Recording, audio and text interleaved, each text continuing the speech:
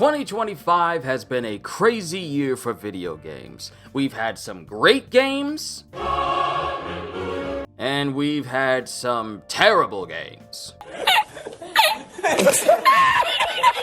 But what matters is, we've all played way better games this year than bad ones. And I want to go through the games that I found to be some of the most fun I've played this year. This is my 2025 game review! This is more of an ongoing review, so bear with me a little. I've always had the stance of disliking gacha games, from their predatory practices of encouraging purchases to get the most out of a game, to making it so that the only way a character can reach their full potential is to spend even more money in order to enjoy playing them fully. But Wuthering Waves is the first gacha that I would recommend for anyone to play. I went in feeling a bit disillusioned with open world gachas, but found myself enjoying it every time I played.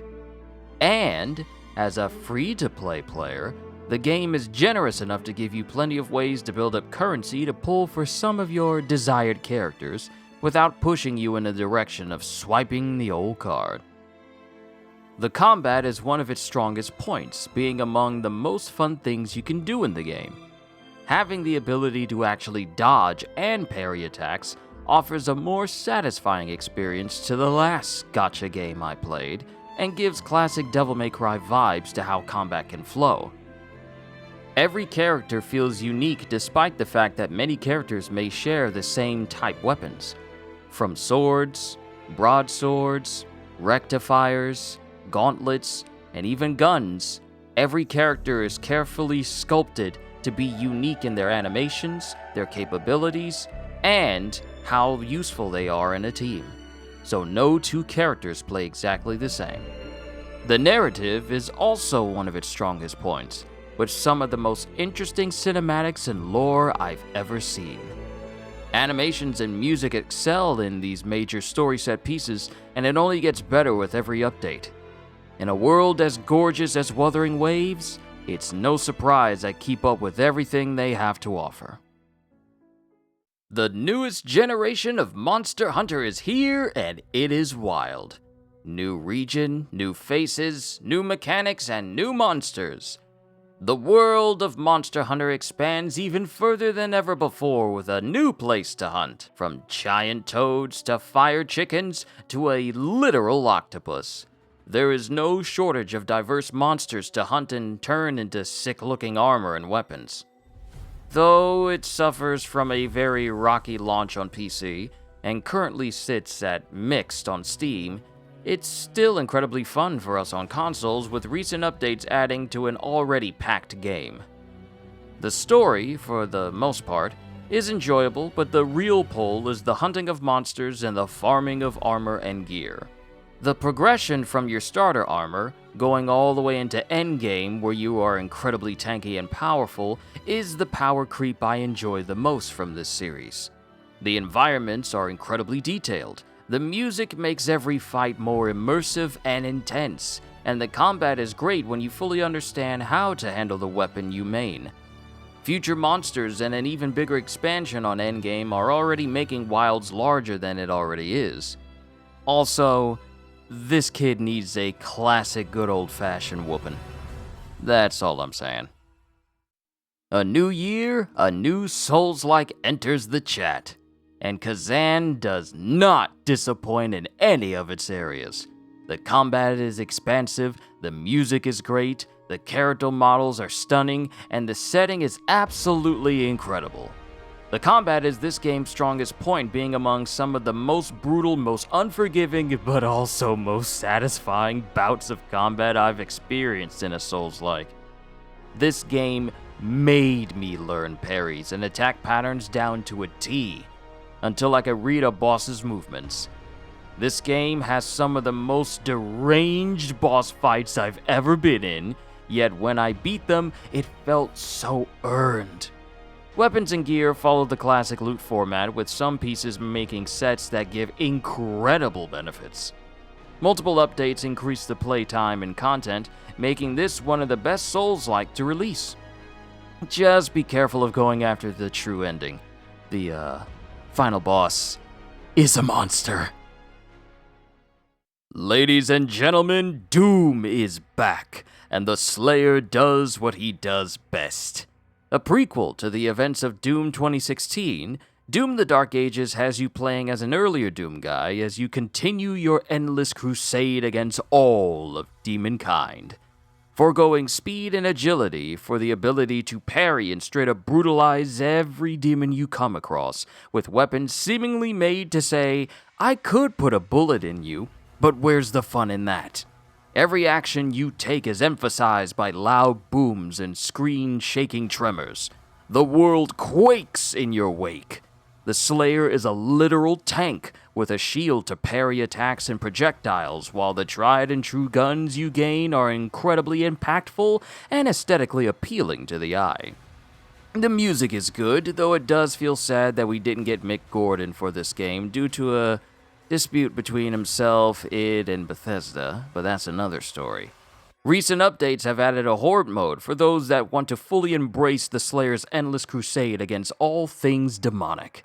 And the story DLC, which has yet to release, is something to actually look forward to in the future. So that leaves room for more demon-killing, bloody, gory action.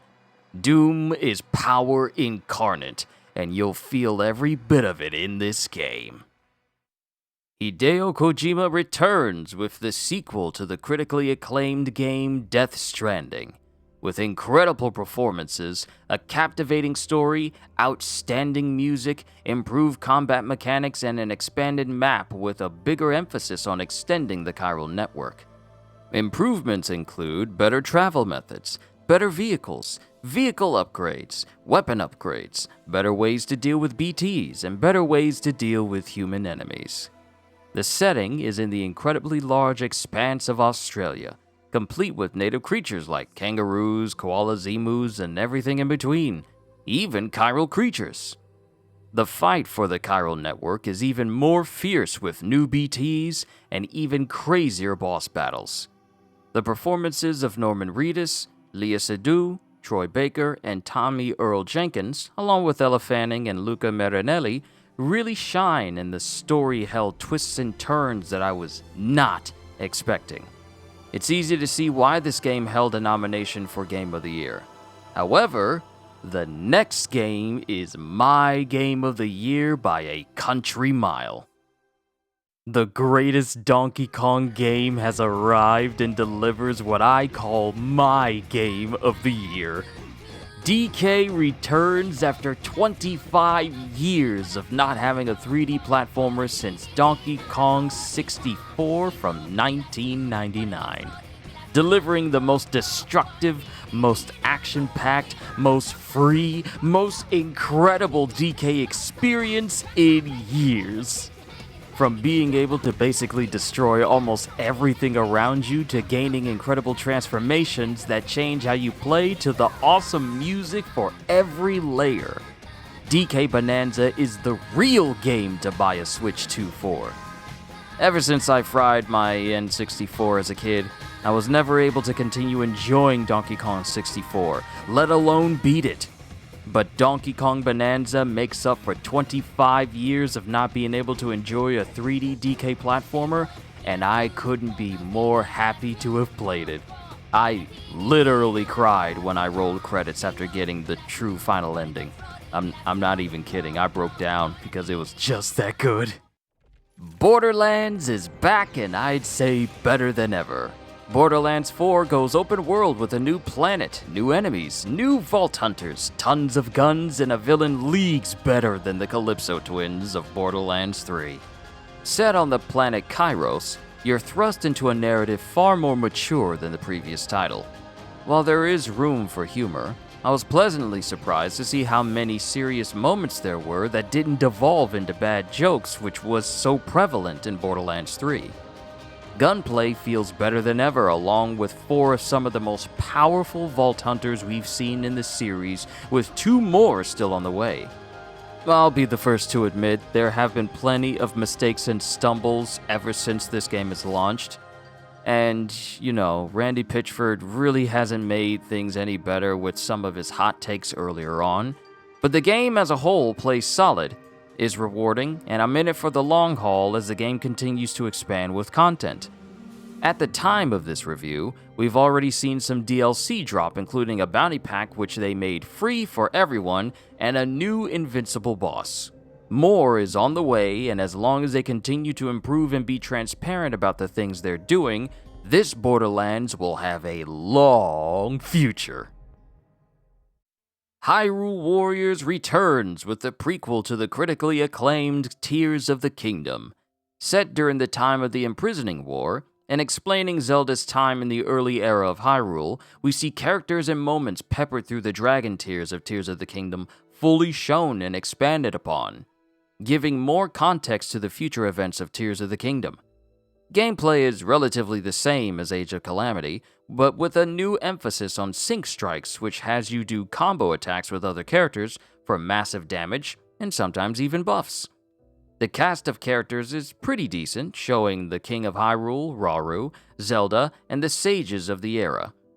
Though I will say that some of the minor characters are the kind of characters that I'd play for a bit and then just main the more well-known ones. Also, kinda disappointed that Queen Sonia and Demon King Ganondorf aren't playable, despite there being 2 free content updates as of right now. Perhaps they'll come by a way of DLC later in the future, but who knows. From a lore standpoint, there's a lot of reveals that expand on the world of Tears of the Kingdom, but I won't say what all of them are, as some reveals are kind of interesting.